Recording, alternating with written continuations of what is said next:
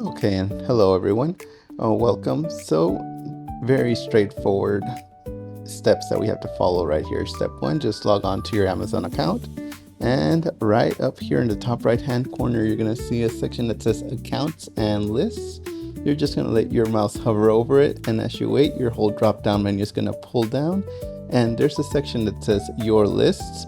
You're going to click right here where it says Find a List or Registry.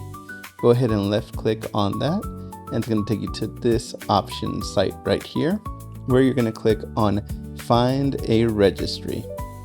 Click on that, and it's pretty straightforward from here. Go ahead and enter the person's name or any other relevant information that you're going to want to click on. If anything, you don't even have to fill any of these out. You can literally just type in the name of the person, click search, and you're going to see a list of options until you pick the one that's actually designated for you. So hopefully this was handy. Go ahead and have an awesome day.